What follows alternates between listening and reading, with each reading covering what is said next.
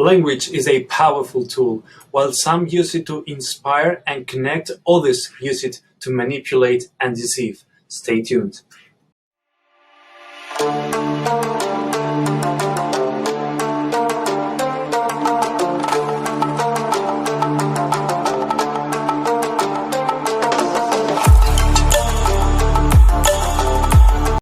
Welcome to the Hyperpolyglot Activist, Learn Languages, Make a Difference.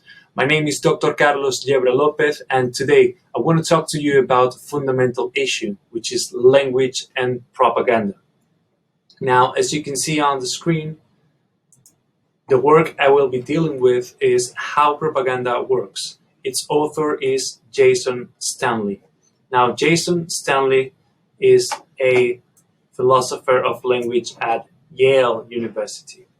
As you can see on the screen, he has published a number of works concerning fascism, propaganda, language, etc.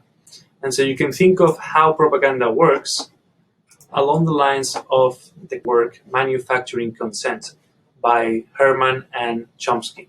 Now, whereas Manufacturing Consent focused on the political and economic incentives of mass media, How Propaganda Works focuses mostly on the language side of it, on how language shapes the way we think and reason about public issues. And today I want to address just one of the propaganda mechanisms discussed by Jason Stanley in his work.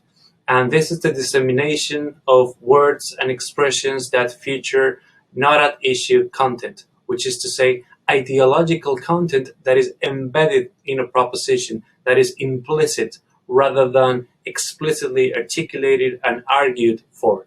Now, granted, this is a phenomenon that occurs frequently in natural language utterances. However, what Jason Stanley analyzes is how it's exploited for ideological purposes. Now, how does that look like in reality? Let me give you some examples. So if I say, for instance, hey, when are you going to subscribe to my YouTube channel? What is the not at issue content in that proposition? What is the implicit content? Well, obviously that you are going to subscribe to my YouTube channel. You are going to subscribe to my YouTube channel is the implicit content. Now, granted, I have uttered the sentence, when are you going to subscribe to my YouTube channel? In the hopes that you will participate from the framework of the question and just answer it straight away, committing to a given time by which you will have subscribed to my YouTube channel.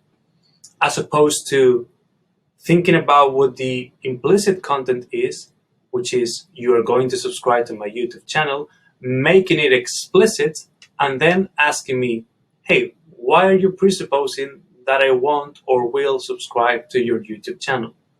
So marketing and political propaganda function in a similar fashion. For instance, as you can see here on the screen, apropos the campaign slogan for the 2016 presidential elections, Donald Trump adopted the rallying cry, "Make America Great Again."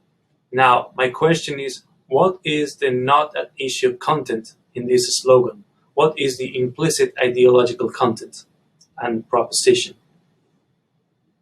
Well, obviously, if you are to make it great again, this presupposes that once it was great. If these people were pressed to specify when exactly was America great and why, you will obtain a variety of responses rather than a unanimous one. But the point here, and the reason why this slogan is effective, is because each person interprets it in a different way that relates to their particular circumstances. And in this fashion, it doesn't matter how people interpret it as long as they can relate to it. So Make America Great Again serves as an umbrella under which all of these different interpretations can fit. A further example would be the title of the Labour Party manifesto for the 2019 campaign, which was "It's time for real change." Now, what is the not at issue or implicit content in this title? Well, obviously that there hasn't been real change, and that the Labour Party can somehow deliver that real change. Now, again, what does real change mean? This will mean different things to different people, but that's the beauty or the effectiveness of the slogan, is the fact that it can trigger the imagination of those who can support the Labour Party, so that as long as each of these people can relate to what real means in their minds and associate it with what the Labour Party can produce, that slogan will work regardless of how different that vision is for a specific person vis-a-vis a different one. And if I say you are a negationist, what is the not at issue content or the implicit content there? It is the fact that whatever you're choosing to negate or refusing to accept is obviously true, and you are just in denial. So this has been historically used, for instance, against those who deny the existence of the Holocaust, against those who have denied coronavirus, for instance, but also against those who have denied all sorts of things. So whereas we can agree that both the Holocaust and coronavirus were real, the danger here is that you can, as soon as you label someone a negationist, you are preventing that person from engaging in a rational argument. Why? Because you're already presupposing that which you need to prove, which is the fact that what you are defending is an obvious truth. So just because someone is denying what we are saying, that doesn't make them a negationist. For that to be the case, what we are actually saying to be true has to be proven to be true.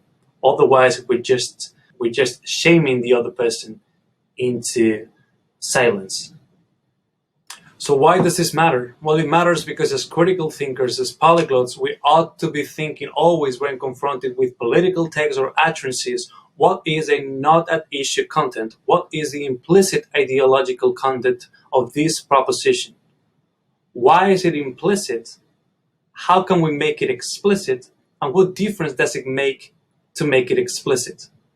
In whose best interest is to keep it implicit at the expense of which individuals and community? So I hope this analysis was useful. And as always, thanks for watching.